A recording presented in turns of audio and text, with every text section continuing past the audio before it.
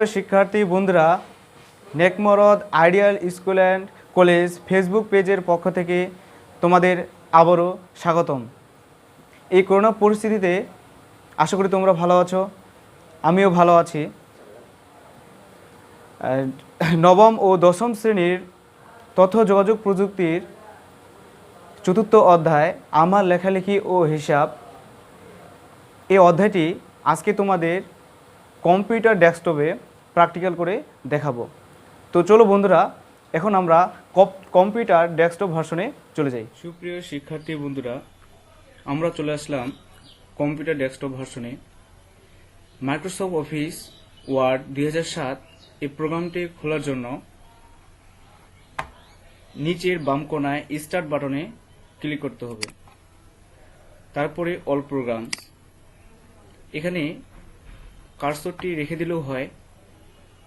তারপর Microsoft office নামের যে ফোল্ডারটি আছে এখানে একবার ক্লিক করব। মাইক্রোসফট অফিস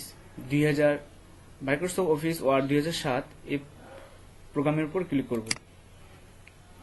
অলরেডি আমাদের প্রোগ্রামটি অন হয়ে গেছে। আমরা নতুন একটি পেজ পেয়ে গেছি।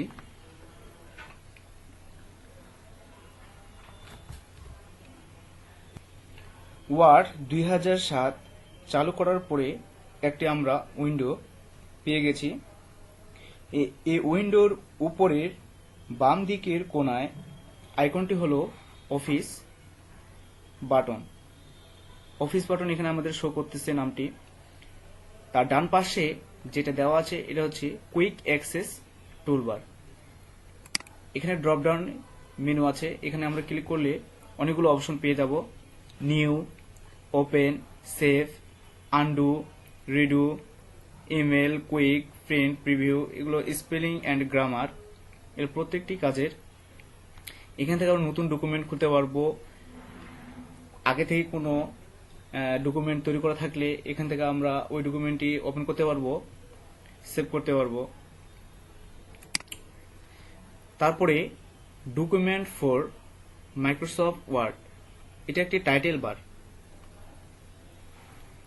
Home, insert, page layout, reference, mailing, review, view, add ins, এগুলো হচ্ছে মেনু ট্যাব বার। এটাকে পুরোটাকেই রিবন বলা হয়। তারপরে হোম মেনুতে গ্রুপ হোম মেনুতে যে গ্রুপগুলো আছে সেগুলো হচ্ছে ক্লিপবোর্ড, ফন্ট, প্যারাগ্রাফ, স্টাইল। প্রত্যেকটা মেনুতে তাদের নিজস্ব গ্রুপ থাকে। ইনসার্টে আছে cover page, blank page, page break, table, picture, clip art, shapes, smart art, chart, hyperlink, head and footer, page number, quick parts, word art, এগুলো আমরা ব্যবহার করতে পারবো। পেজ লেআউট আছে, পেজ লেআউটে আমরা themes, colours, fonts, effects, margin, orientation, size, columns, watermark, page colour, page border, এগুলো আমরা ইউজ করতে পারবো। তো এই অফিস বাটনে ক্লিক করলে আমরা অনেক কিছু অপশন পেয়ে যাব। New, open, save as, print, prepare, send, publish, close, এগুলো আমরা পেয়ে যাব। তো নিউ এর কাজ হলো নতুন ডকুমেন্ট খোলার জন্য এটা থেকে আমাদেরকে ক্লিক করতে হয়। নতুন কোনো যদি আমাদের ডকুমেন্ট খোলার প্রয়োজন হয়ে থাকে তাহলে আমরা নিউ এই কমান্ডটি ব্যবহার করব। ওপেন, কোনো ডকুমেন্ট পূর্বে সংরক্ষণ করা থাকলে এই অপশন দিয়ে ওই ডকুমেন্টটি আমরা খুলতে পারবো। সেভ, কোনো ডকুমেন্টকে সংরক্ষণ করতে হলে এই সেভ কমান্ডটি আমাদেরকে ব্যবহার করতে হয়। সেভ অ্যাজ এর মধ্যে পার্থক্য আছে। সেভ অ্যাজ হলো এই ডকুমেন্টকে বা কোনো ডকুমেন্টকে ভিন্ন নামে সংরক্ষণ করতে এখানে ক্লিক করতে হয়। এর মাধ্যমে কোনো ডকুমেন্টকে অপরিবর্তিত রেখে নতুন নামে সংরক্ষণ করে তার উপর কাজ করা যায়। ক্লোজ, এখানে আমরা ক্লোজ করলে উইন্ডোটি ক্লোজ হয়ে যাবে। ঠিক আছে, এখন আমরা খোলার জন্য এখানে আবার ক্লিক করব। এটা হচ্ছে টাস্ক বার।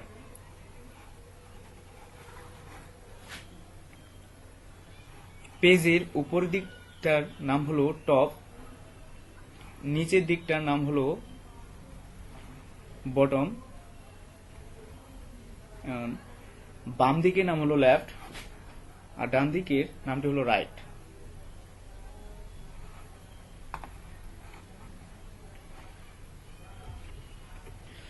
সর্বপ্রথম আমাদের কোনো ডকুমেন্ট লেখার আগে পেজটাকে ঠিক করে নিতে হয়। তো পেজটাকে ঠিক করার জন্য আমাদের মেনু ট্যাবে যেতে হবে, হোম, ইনসার্ট, পেজ লেআউট। এই পেজ লেআউটে যেতে হবে, তারপরে মার্জিনস। আমরা মার্জিন নেব এটা, তারপরে সাইজ আমাদের নিতে হবে A4। আমাদের যেটা প্রয়োজন সেই সাইজটা নিতে হবে। নর্মালি ভাবে A4 পেপার সাইজটি আমরা ব্যবহার করি বেশি, এই সাইজটি নিব। অটোমেটিক আমাদের এখানে ইনসার্শন পয়েন্টটা বসে গেছে, চলে এসেছে। তো এখানে আমরা বিভিন্ন ধরনের লেখালেখি করতে পারবো। তো লেখালেখি করার জন্য আগে আমাদেরকে হোম গিয়ে ফন্ট আমরা নিব, ফন্ট স্টাইল, কোন ফন্ট স্টাইল আমরা ব্যবহার করব এখান থেকে আমাদেরকে সিলেক্ট করে নিতে হবে। সচরাচর ইংরেজির নর্মালি ফন্ট হলো টাইমস নিউ রোমান্স, যেটা ইংরেজির ক্ষেত্রে আমরা ব্যবহার করি। তারপরে এখানে ফন্ট সাইজ এখানে আমরা নর্মালি ভাবে ব্যবহার করি, এটা ব্যবহার করব। এতেও আমরা ফন্টের সাইজ আমরা বৃদ্ধি করতে পারি। তো আমি তোমাদের একটা লিখে দেখাচ্ছি। নেক মোরদ DA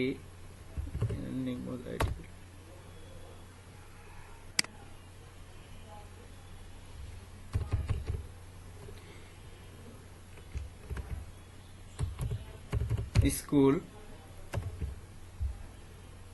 and college।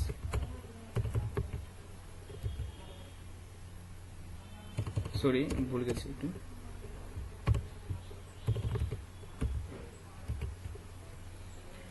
তো আমরা এখানে নামটি লিখলাম যে একটা শব্দের প্রথম অক্ষর এখানে এন্ড যে দেওয়া আছে, এই এন্ডটা আমরা যদি বড় অক্ষরে লিখতে যাই তবে আমাদেরকে শিফট চেপে বড় হাতের অক্ষর লিখতে হয়, বড় হাতের লেখা লিখতে হয়। আর আমরা যদি সবগুলোই বড় হাতের লেখা লিখতে যাই তাহলে আমাদেরকে কিবোর্ডের ক্যাপস লক যে বোতামটি আছে এটা আমাদেরকে চাপতে হয়।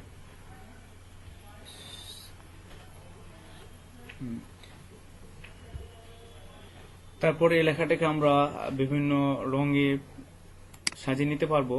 তবে অবশ্যই আমাদেরকে এটাকে পুরোটাকে সিলেক্ট করতে হবে। সিলেক্ট করার পরে এখানে তোমার দেওয়া আছে ফন্ট কালার, যে অপশনটা দেওয়া আছে ফন্ট কালার, এখানে আমরা যে ড্রপ ডাউন মেনু থেকে যে কোনো একটি রং সিলেক্ট করতে পারবো।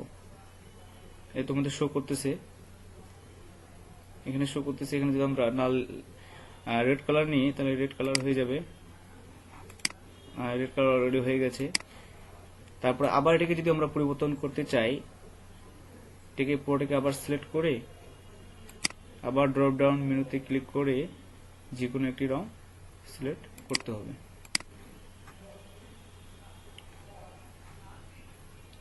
এর পুরোটাকে আমরা যদি আন্ডারলাইন করতে চাই, এখানে দেখো আন্ডারলাইন, এটাতে আমাদের ক্লিক করতে হবে। অলরেডি আন্ডারলাইন হয়ে গেছে।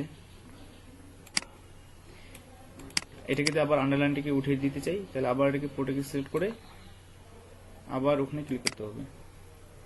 অলরেডি উঠে গেছে।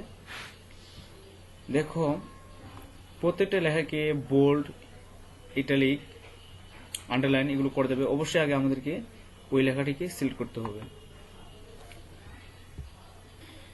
লেখালেখি সাজসজ্জার জন্য আমরা বুলেট, নম্বর এবং লাইনের ব্যবধান এগুলো অপশন আমরা পাবো। হ্যাঁ, এটা হচ্ছে বুলেটস। এখানে বুলেটসে অনেক ধরনের আমরা দেখতে পাচ্ছি সিম্বল, এগুলো আমরা নিতে পারবো। তারপর নাম্বার, অনেকগুলো আমরা অপশন পাবো।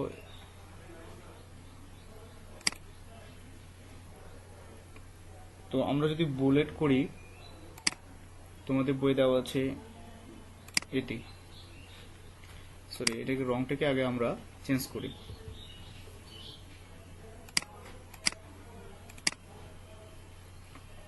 এখন বুলেটে যাব, বুলটিকে এটাকে সিলেক্ট করব। তো তোমাদের প্রথমে দেওয়া আছে আমাদের ফল, আম, জাম, লিচু, কাঁঠাল, নারকেল এগুলো দেওয়া আছে। এগুলো আমরা যদি বুলেট করতে চাই, তো সর্বপ্রথম আমাদেরকে বাংলা লিখতে গেলে বিজয় ফন্টের প্রয়োজন হয়, বা বিজয় কিবোর্ডকে আমাদের চালু করতে হয়। বিজয় কিবোর্ড চালু করার জন্য কন্ট্রোল অল্টার চেপে ধরে বি বোতামটি চাপতে হবে, তাহলে আমাদের বিজয় কিবোর্ড চালু হয়ে যাবে। তো তার আগে আমাদেরকে বাংলা ফন্ট সুটনি এমজে এটাকে আমাদেরকে সিলেক্ট করতে হবে। এই যে আমাদের দেওয়া আছে এটা।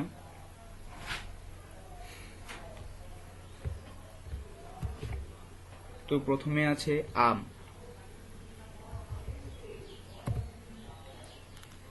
আম লিখলাম, এবার এন্টার বোতামে চাপলে আবার বুলেট হয়ে গেল।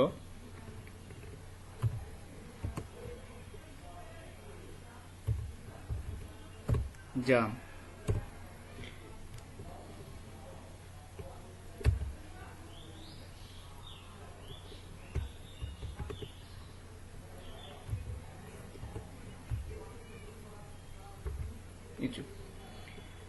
এগুলো হচ্ছে বুলেটিং ছাড়াও আমরা নাম্বারিং করতে পারবো।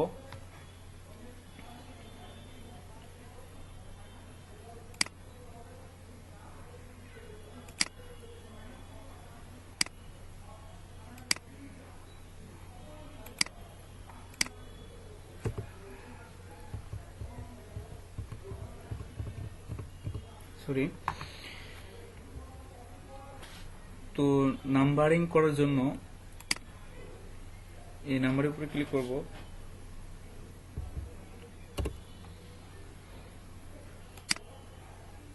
কোনটি আমরা ব্যবহার করব সেটা আমাদের দেওয়া আছে। যদি আমরা এটি ব্যবহার করি, এটার অপশনে ক্লিক করতে হবে।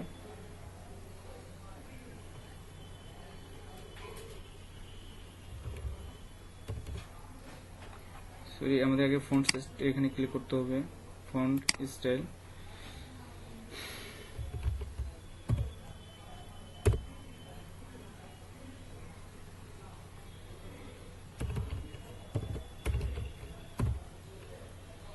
এগুলো আমরা ব্যবহার করতে পারবো।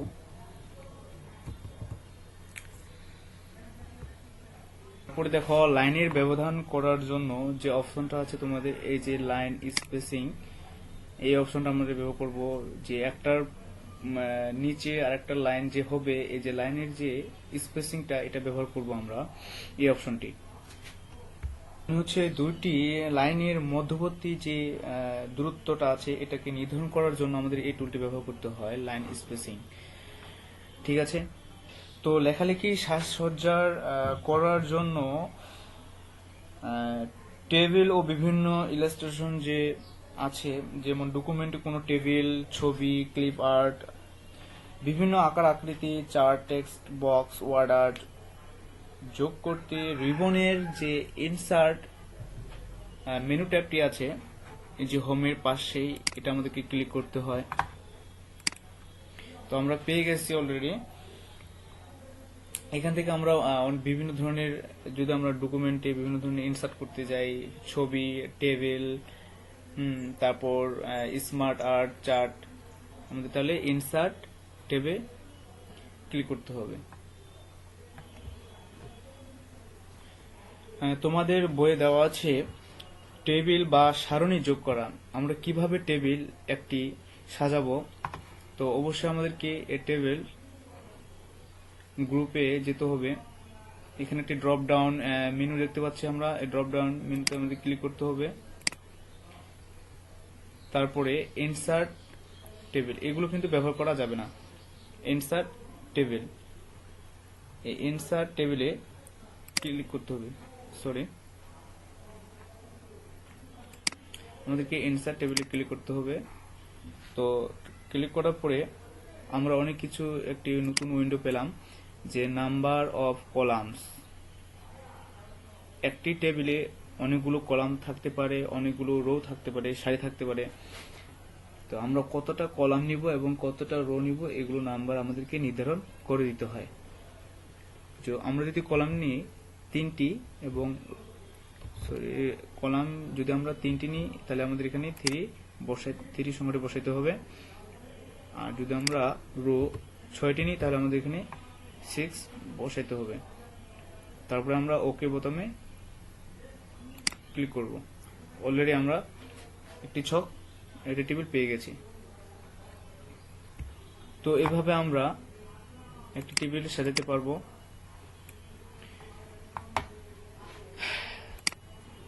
এভাবে আমরা ইনসার্ট থেকে অনেক কিছু ডকুমেন্টে যোগ করতে পারবো আমরা। তারপর তোমাদের বইয়ে একটি দেওয়া আছে ওয়ার্ড আর্ট যোগ করা। ওয়ার্ড আর্ট, এই ওয়ার্ড আর্ট যোগ করার জন্য আমাদেরকে এখানে ক্লিক করতে হয়। এই ড্রপ ডাউন মেনু একটা আছে, এখানে ক্লিক করতে হবে। এখানে অনেকগুলো স্টাইল আমরা দেখতে পাবো, যেটা প্রয়োজন হয় সেটা আমরা এখানে ক্লিক করতে পারি। যদি আমাদের মনে করো এটা যদি আমরা নিই, তাহলে ইউর টেক্সট হেয়ার, এখানে একটা আমরা যে কোনো একটা জিনিস বা যে কোনো একটা লেখা আমরা যদি লিখতে চাই, তাহলে ইউর টেক্সট হেয়ার এখানে থেকে আমাদেরকে লিখতে হবে।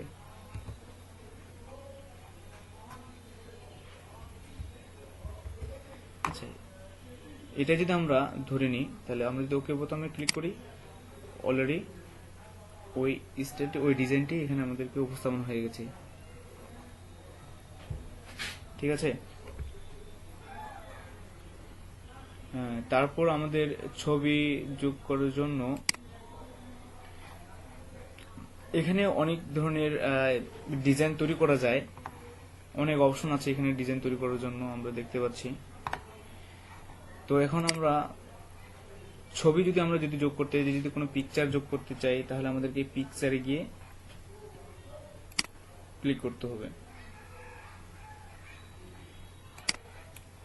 এখানে যে কোনো একটা ফোল্ডার, মানে যে কোনো ফোল্ডারে গেলে হবে না, যেখানে তোমার ছবিগুলো আছে, যে ছবিটা আমরা যোগ করতে যাব, যে ফোল্ডারে আছে সেই ফোল্ডারে আমাদেরকে ব্রাউজ করতে হবে। তো ধরি এটা যে কোনো একটা, এখানে আমাদের একটা ছবি আছে, এটা যে কোনো একটা ছবি আমরা নিয়ে আসতে পারি। দেখো ডকুমেন্টে আমাদেরকে অলরেডি চলে এসেছে। এটিকে সরানোর জন্য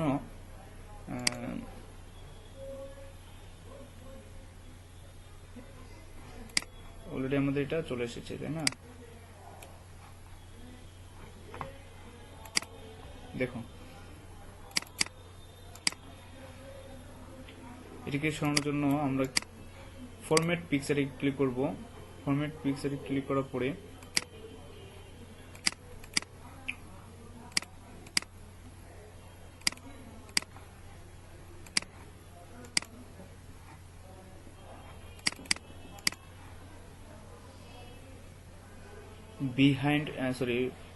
টেক্সট ওয়ার্পিং বিহাইন্ড টেক্সট, এটাকে ক্লিক করব।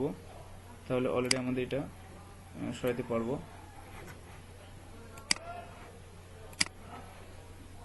এটাকে আমরা এখন ছোট বড় করতে পারবো।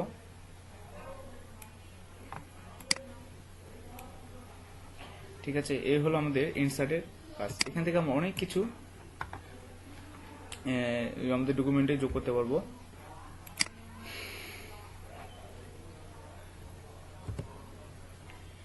তো তারপরে তোমাদের দেওয়া আছে মার্জিন ঠিক করা। এটা আমি তোমাদের প্রথমেই দেখিয়ে দিয়েছি কিভাবে আমাদেরকে মার্জিন ঠিক করতে হয়। এটা আমাদের খুবই গুরুত্বপূর্ণ একটা কাজ,